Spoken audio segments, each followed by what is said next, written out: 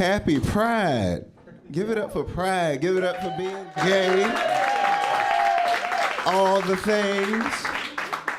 I like being gay. Now, I want to say the thing that I like about this particular taping is it's early. So you know what? Nothing but lesbians responsible for that, okay? Because one thing about lesbians go to bed on time. They do.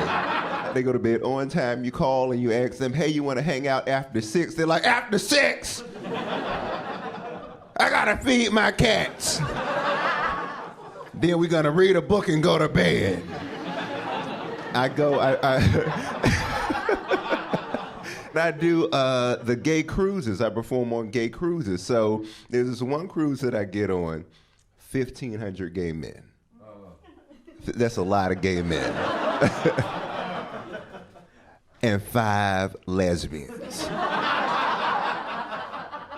I go find those 5 lesbians. Because I know if I'm with those 5 lesbians and that boat goes down, I'm gonna live.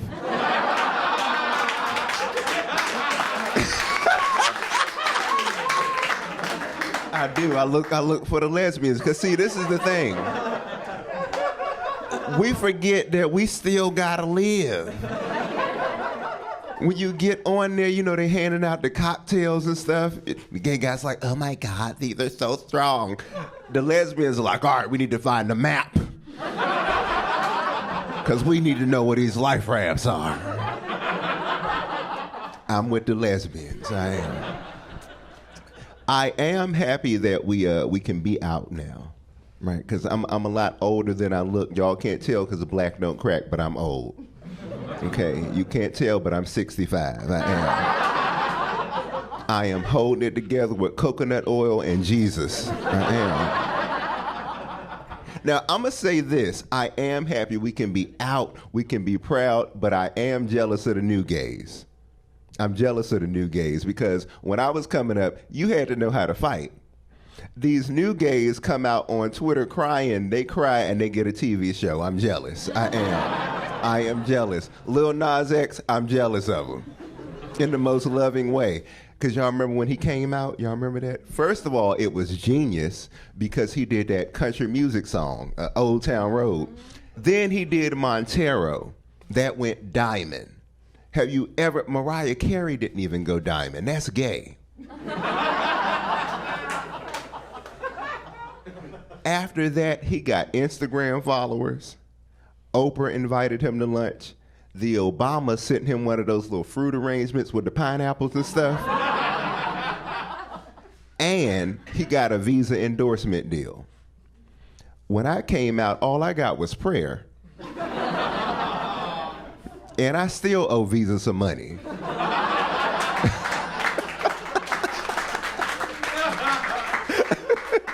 Because when he got that endorsement deal, I tried to capitalize on it. You know, I called. I was like, yeah, Visa, I'm gay too. They was like, that's good, happy Pride, now pay your bill. Click. Hurt my feelings.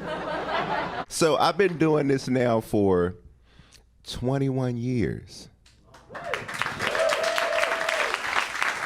21 years. For the first 2 years of my career, I was not out. What I used to do was, because like I said, I'm from Southeast, that's the hood. So that was the Def Comedy Jam era, part of town, all the things. And I'm just saying, break out the tapes.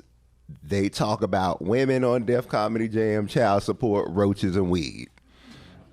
I would try to talk about the same thing. And then what you have to do is elaborate on what you're doing in the bedroom.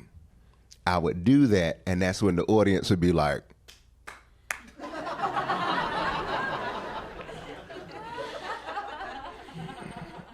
that don't sound straight at all. And I was, cause it's so much, you know, in the black community, like y'all know, we got the barbershop, we got the church, our families, all the things. And it was one of the most depressing times in my life, and I wanted to come out. I needed an outlet, somewhere that I felt safe. And the stage has always been a safe space for me, you know? Standing in front of strangers, ironically, like, y'all, none of y'all can judge me. So what I did first, because I was real nervous, was I started booking myself at gay clubs. There was this club in D.C. called Titans, right above Hamburger Mary's on 14th Street. You know what I'm talking about? Okay. And I started getting booked as a gay-friendly straight comedian. And I would go in there and tell these gay audiences all these jokes about women, and they would look at me the same way they were at the other club, like, yeah, girl, whatever, uh-huh. So finally, they booked me for Pride. I was like, okay, I'm going to test this out, see how this goes. So they put me in this green room. I'm sharing this green room with this big, sweaty drag queen who was like 60 years old. She was over it. She was over her career. She was over her life. She came in. She saw me sitting in her green room, and she was like, oh, God. Now I got to share a green room with this gremlin? Like, she was going on. Then she came back after screaming all that in the hallway. Like, I wasn't sitting in there and didn't just hear all this. And she was like, hello. I was like, hi, how are you? I'll be fine if you get out my seat. You're in front of my vanity mirror. So I get up, I start moving my stuff. I'm like, oh my God, I'm so sorry. I apologize. I want to make sure I'm not in your way or anything. She's like, oh, you already talk too much. So I sit down, she sits down, she starts putting on her makeup, grumbling stuff under her breath about how they don't pay her enough and she's too old for this. She don't want me in her room. And then she's like, so, why are you in my dressing room? Oh, I'm doing the show tonight. Interesting. What do you do? Oh, I'm a comedian.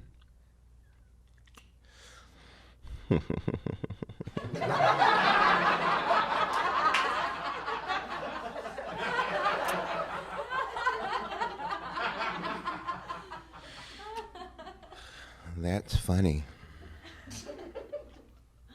Well, why don't you tell me a joke?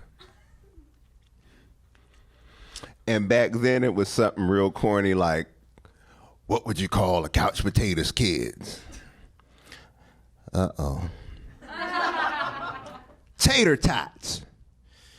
Well, you won't be coming back again.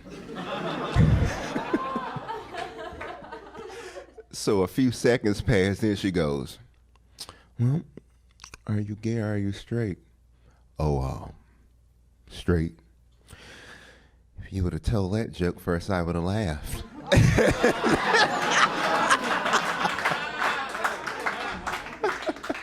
After that, I was like, what the hell, you know? Before I go, I want to thank everyone. Speaking to our community is so important. And as we get fed, it's important for us, no matter who we are, how we show up, to keep speaking up to our world. Let's keep doing that and make this world a better place. Keep laughing, and thank you so much for being here.